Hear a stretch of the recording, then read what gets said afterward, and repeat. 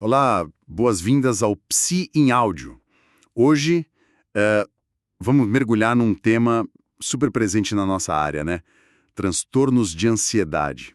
Oi, com certeza, um tema fundamental. A gente vê no dia a dia, né? A pressão moderna, trabalho, estudo, vida social, tudo isso parece que contribui para a ansiedade ser uma queixa tão comum. Exatamente.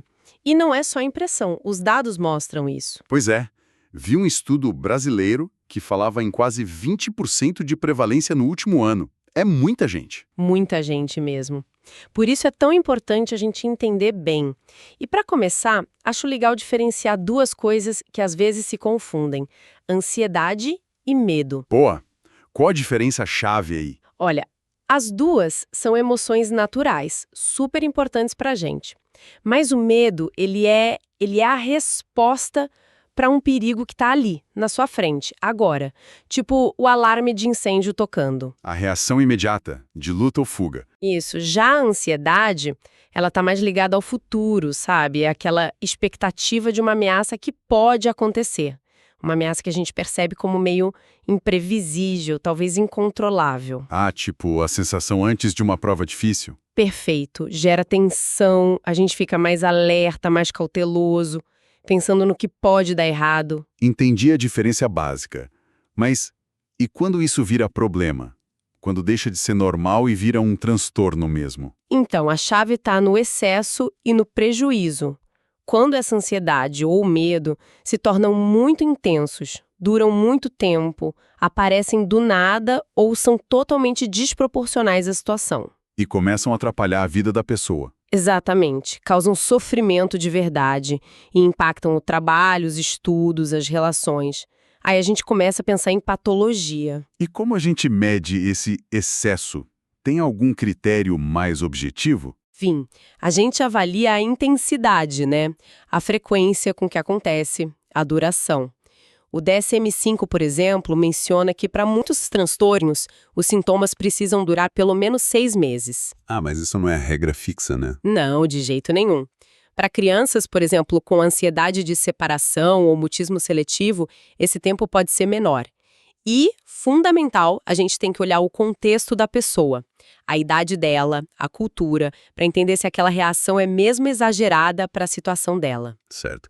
Falando em DSM-5, ele organiza esses transtornos, né? Dá pra gente passar rapidinho pelos principais? Claro, são 7 os principais ali no capítulo de transtornos de ansiedade.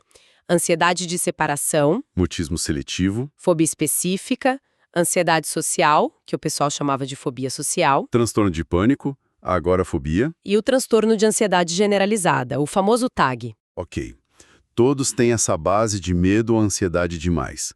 Mas o que faz cada um ser diferente do outro na prática? Basicamente, duas coisas diferenciam eles. Primeiro, qual é o foco do medo? Qual objeto ou situação dispara a ansiedade? E segundo, qual é a ideia principal, o pensamento que está por trás desse medo? O que a pessoa teme que aconteça? Entendi. O gatilho e o conteúdo do medo. Vamos ver uns exemplos para ficar mais claro. Começando pela ansiedade de separação. Vamos lá. Na ansiedade de separação, o nome já diz, né? O medo é todo voltado para o afastamento das figuras de apego, pais, cuidadores, até parceiros em adultos. A pessoa fica preocupada que algo aconteça com eles. Isso. Preocupação excessiva com a perda, com perigos. Medo de eventos que causem separação, tipo se perder, ser sequestrado. E isso aparece no comportamento. A pessoa reluta em sair, ir para a escola, ficar sozinha, dormir fora. Pode ter sintoma físico também. Pode sim. Dor de barriga, dor de cabeça, náusea, especialmente quando a separação está para acontecer. E é legal lembrar que o DSM-5 agora reconhece isso em adultos também, não só em crianças. Interessante. E o mutismo seletivo? Esse parece bem específico. É mesmo.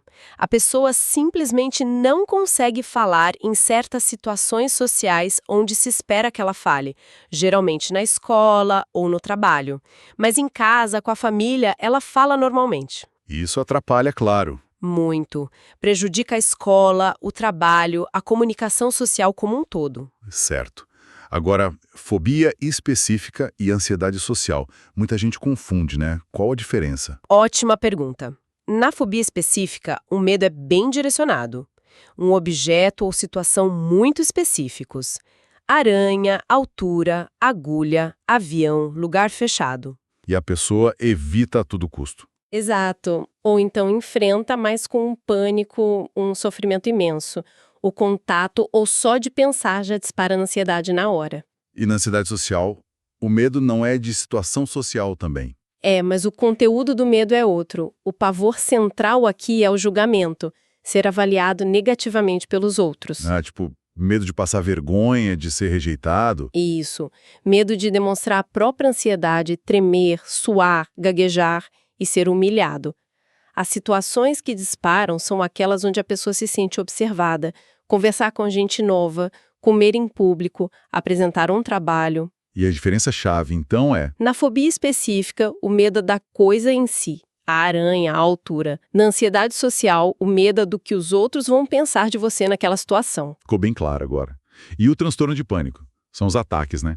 O que define um ataque de pânico? Exatamente. O transtorno envolve ataques de pânico, que vêm do nada, inesperados, e são recorrentes.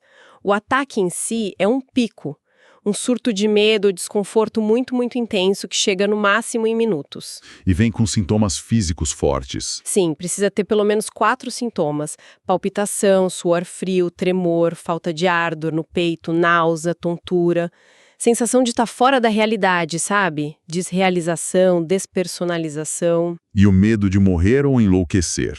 Isso, medo de perder o controle, medo de morrer. É assustador mesmo. Mas basta ter os ataques para ter o transtorno? Não. Além dos ataques serem recorrentes e inesperados, a pessoa precisa ficar, por pelo menos um mês depois de um ataque, ou muito preocupada em ter outros ataques e com as consequências deles. Tipo, achar que tá tendo um infarto? Exato. Ou então ela muda o comportamento para evitar qualquer coisa que possa, na cabeça dela, levar a um novo ataque. Evitar exercício físico, por exemplo. Entendi. E a agorafobia, muitas vezes aparece junto com o pânico, né? Frequentemente, a agorafobia é aquele medo intenso de estar em situações onde escapar seria difícil ou onde ajuda talvez não chegasse caso a pessoa passasse mal. Tipo, transporte público, lugares cheios. Isso. Transporte público, lugares abertos, lugares fechados, filas, multidões, ou até mesmo sair de casa sozinho. O medo central é: e se eu tiver um ataque de pânico aqui? Como eu saio? Quem me ajuda? E aí a pessoa evita essas situações? Evita ou precisa de alguém junto ou enfrenta com um medo terrível. Chegamos no último dos 7. O transtorno de ansiedade generalizada, o TAG. Ele parece diferente, mais difuso. Exatamente. No TAG, a ansiedade e a preocupação são excessivas, difíceis de controlar e sobre um monte de coisas diferentes. Desempenho no trabalho, na escola, dinheiro, saúde da família, até coisas pequenas do dia a dia. É aquela preocupação constante, que não foca numa coisa só. Isso, uma expectativa apreensiva, que está ali, na maioria dos dias. Não é aquele medo agudo da fobia, é uma tensão crônica. E que outros sintomas vêm junto com essa preocupação toda no TAG? Além da preocupação que a pessoa não consegue desligar, precisa ter pelo menos 3 outros sintomas em adultos ou 1 em crianças. Inquietação, sentir os nervos à flor da pele, sabe? Cansaço fácil, dificuldade de concentração, aqueles brancos. Irritabilidade, tensão muscular. Exato. Problemas para dormir também. É um quadro bem desgastante. Ufa, exploramos bastante coisa de cada um. É bastante detalhe, né? Mas espero que essa passada esteja ajudando a organizar as ideias. Olha, se esse nosso bate-papo está sendo útil para você aí nos seus estudos, que tal dar um curtir? Ajuda a gente a levar esse conteúdo para mais gente da área psi. Com certeza. E olha, falando em ansiedade, uma coisa que a gente não pode esquecer é que ela raramente vem sozinha. Comorbidade é muito comum. Ah, é verdade. Quais são as companhias mais frequentes? É muito comum a pessoa ter mais de um transtorno de ansiedade junto e a depressão. Nossa, anda lado a lado com a ansiedade com muita frequência. E outros quadros, tipo TDAH? Também. Tem estudos que mostram que uma boa parte das crianças e até adultos com TDAH também tem algum transtorno de ansiedade. E tem a questão do uso de substâncias, né? O risco aumenta. Aumenta sim. O risco de desenvolver dependência de álcool ou outras drogas é significativamente maior em quem tem transtorno de ansiedade.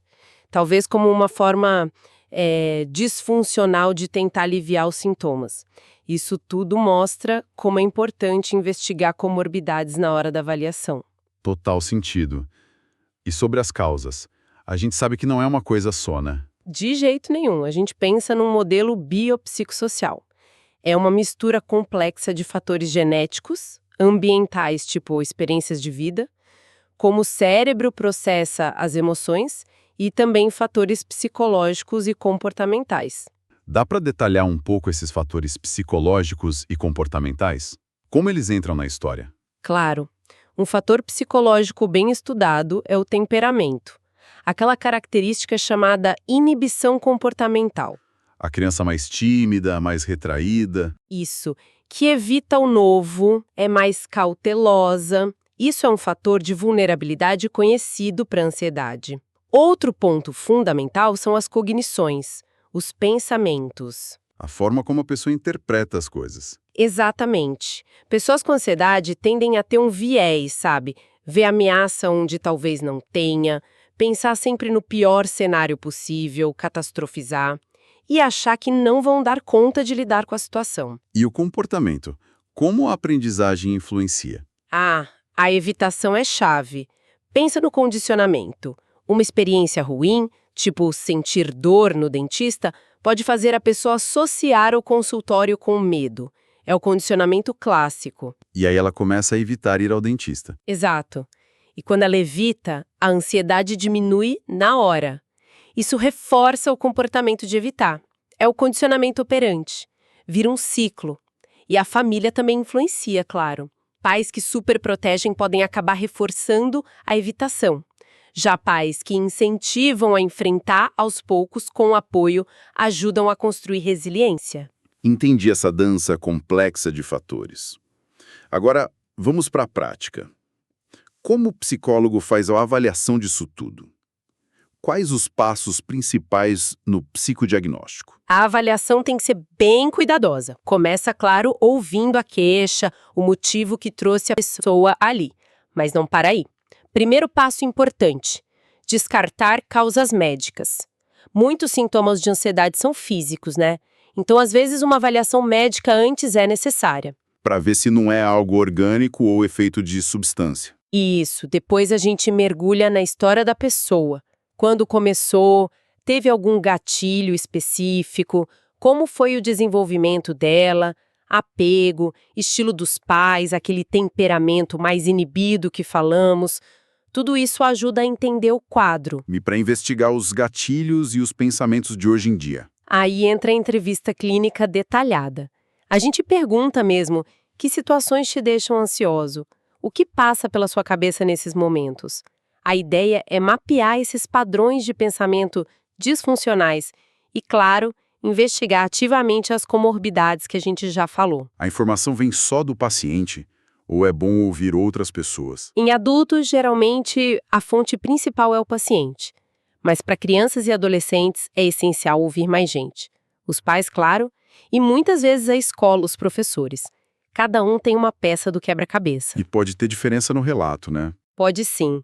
Às vezes, os pais não percebem tanto a ansiedade mais interna, tipo TAG ou ansiedade social, mas a criança ou adolescente relata um sofrimento grande. Por isso, ouvir a criança ou o jovem é sempre fundamental. O exame do estado mental, o EM, também entra nessa avaliação? Com certeza. Observar como a pessoa se comporta na consulta, a aparência, a atitude, como está o humor, o pensamento, a linguagem, tudo isso dá pistas importantes. A agitação, a esquiva do olhar, a tensão muscular. E os testes, as escalas, qual o papel deles? Eles são ferramentas muito úteis para ajudar a quantificar, medir a intensidade, a frequência dos sintomas, ajudam a rastrear e confirmar hipóteses diagnósticas, mas a escolha do instrumento tem que ser pensada, baseada no que a gente quer investigar. Tem tipos diferentes de instrumentos? Tem sim. Temos as entrevistas semi-estruturadas, que são roteiros que ajudam a investigar os critérios diagnósticos do DSM, como o CASADS-PL para jovens ou o Mini-USID para adultos. Elas são boas para avaliar comorbidades também. E as escalas, questionários? Isso, eles dão uma medida mais dimensional, sabe? Tem escalas gerais de ansiedade, como o SCARED para crianças, ou o BAI e a RAMA para adultos. Tem escalas específicas para cada transtorno, como o LSS para ansiedade social, ou o PSWQ para preocupação no TAG. E até para contextos específicos, tipo medo de cair, ansiedade no dentista, no esporte. Nossa, bastante opção. Sim, o importante é escolher com critério. E não esquecer de avaliar também os recursos da pessoa. A resiliência, o autoconceito, o apoio familiar, tem instrumentos para isso também. Perfeito. Então, fizemos um belo percurso, hein? Diferenciamos medo e ansiedade, passamos pelos transtornos, falamos de comorbidade, das causas complexas e detalhamos bem o processo de avaliação. Entrevista, história, observação, múltiplas fontes, EM, instrumentos. Dominar isso é a base para a nossa prática. Sem dúvida. E, olha, é sempre bom lembrar, mesmo sendo tão comuns, os transtornos de ansiedade ainda são muito subdiagnosticados. Muita gente sofre calada ou não recebe o tratamento adequado. E as consequências disso podem ser graves. Podem prejuízo na escola, no trabalho, uso excessivo de serviços de saúde, maior risco de outros problemas psiquiátricos lá na frente. Por isso, nosso papel é tão importante na identificação precoce e no encaminhamento correto. Olhando para o futuro, o que a pesquisa está buscando nessa área? A pesquisa continua buscando entender melhor os mecanismos, né? Procurando marcadores de vulnerabilidade, para refinar a avaliação, desenvolver tratamentos ainda mais eficazes, talvez até pensar em prevenção. Mas hoje o recado principal é esse: uma avaliação bem feita, completa, que usa várias ferramentas e olha para a pessoa como um todo, com suas dificuldades e seus pontos fortes. É o caminho para um bom diagnóstico. Exato. E para ajudar a pessoa a encontrar o tratamento certo e melhorar a qualidade de vida dela. E para a gente fechar, fica aqui uma provocação para pensar. Se a ansiedade é essa mistura toda de biologia, psicologia e ambiente, que tipo de estratégia de prevenção, lá na base, na comunidade, na escola, poderia realmente fazer a diferença para além do tratamento individual, antes mesmo do problema se instalar? Fica a reflexão. Bom, pessoal, agradecemos demais a companhia de vocês nessa análise sobre os transtornos de ansiedade. Esperemos que tenha sido útil. Para continuar aprendendo com a gente sobre temas essenciais da psicologia, não deixe de seguir o Psi em Áudio aí na sua plataforma. Até a próxima!